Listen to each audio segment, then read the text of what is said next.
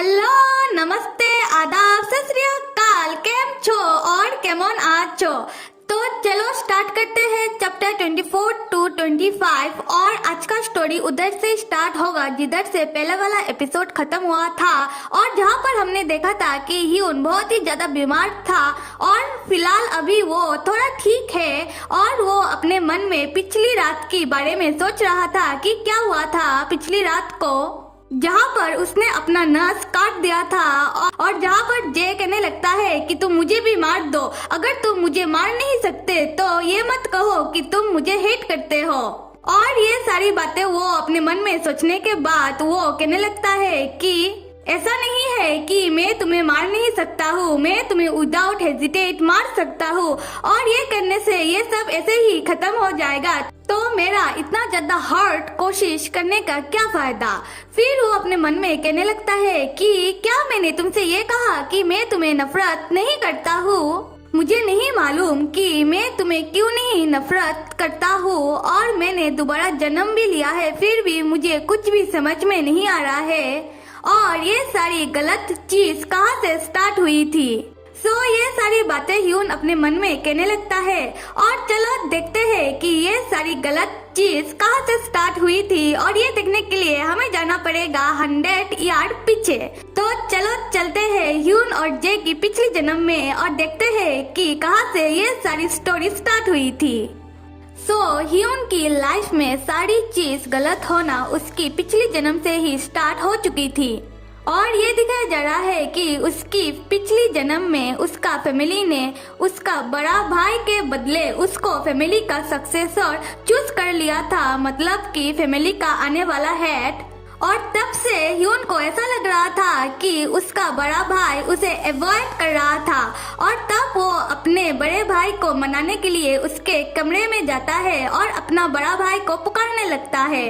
और तब उसका बड़ा भाई उसे कहने लगता है कि मुझे तुमसे कोई भी बात नहीं करनी है और तब वो कहने लगता है कि भाई आप मुझे अवॉइड ना कीजिए और मुझे ये सब नहीं चाहिए, ये तो फैमिली का डिसीजन है, अगर आप मुझे कहोगे तो मैं जाके पिताजी से बात करूंगा इस बारे में जरूर। और ह्यून को ये लग रहा था कि उसे फैमिली का सक्सेसर बनाने के लिए उसका बड़ा भाई उसे अवॉइड कर रहा था कि उसका बड़ा भाई के बदले उसे फैमिली का हेड बनाने का डिसीजन हुआ था। फिर ह्यून उसका बड़ा भाई को कहने लगता है कि भाई आप मुझसे नाराज मत हुए, आप मुझे हेट ना कीजिए,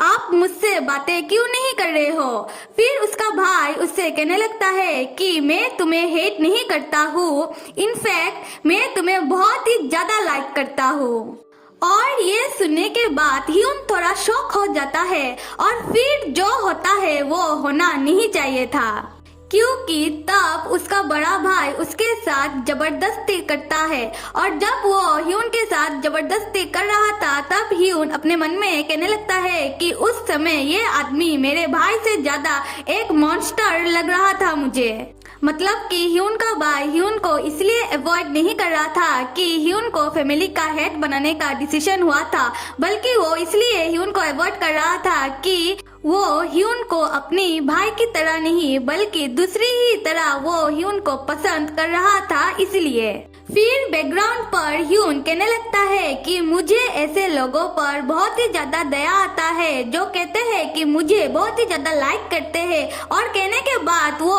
कुछ ऐसा हरकत कर जाते हैं। खैर अब हम ये देखेंगे कि ह्यून अपनी घर पर नहीं बल्कि कोई दूसरी ही प्लेस पर जाके रह रहा था और वहाँ पर एक नौकरानी आके ह्यून से कह रही थी कि आपसे मिलने कोई आया था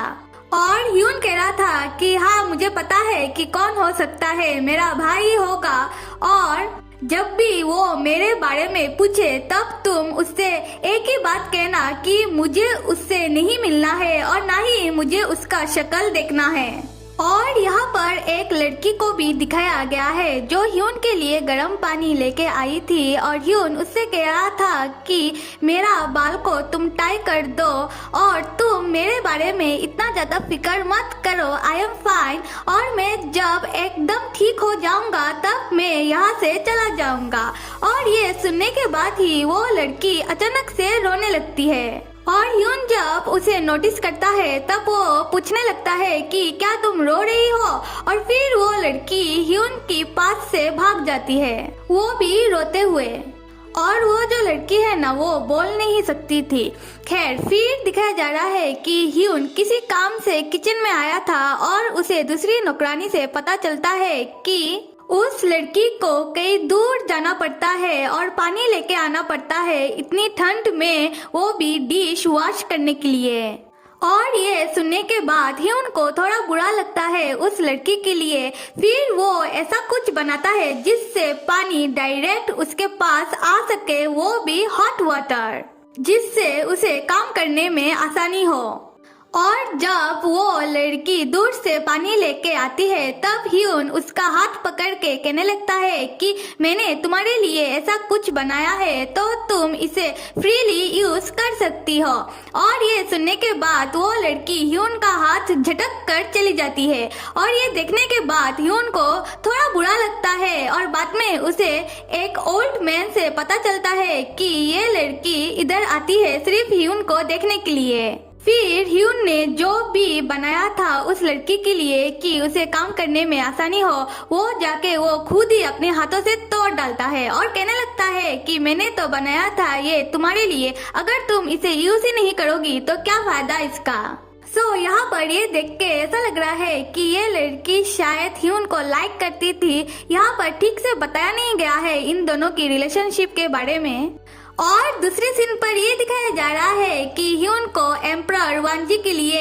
एक पैलेस बनाने का काम मिला हुआ है और ह्यून कंस्ट्रक्शन साइट पे गया है और जहाँ पर वांजी भी आ रहा है और यहाँ होता है उन दोनों का फर्स्ट मीटिंग, वो भी अपने पहले वाली जन्म में। और फिर ह्यून बैकग्राउंड पर फिर से कहने लगता है कि ये जो आदमी है ना, ये 5 नोबेल फैमिली को अपने घुटनों में झुका कर रखता है और ये एक कोल्ड ब्लडेड आदमी है और इसका एज है 25 ईयर और जिसका स्माइल कुछ ऐसा है। और ये दिखाया जा रहा है कि ये दोनों फर्स्ट टाइम मिलते हैं और मिलते ही ये दोनों पैलेस की कंस्ट्रक्शन को लेके बातें करना स्टार्ट कर देते हैं। और जहाँ पर ह्यून वांजी से कह रहा था कि ये है पैलेस का ब्लूप्रिंट और वांजी ह्यून से कह रहा था कि तुम ऐसा पैलेस बनाओ जहाँ पर पानी की कोई कमी ना हो और ये पैलेस कुछ ऐसा हो जो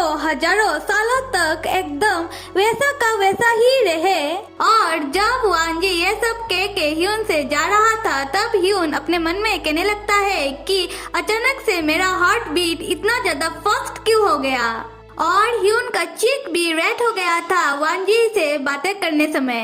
तो आज के लिए इतना ही और आप सब लाइक, सब्सक्राइब और कमेंट करना तो बिल्कुल भी मत भूलिएगा।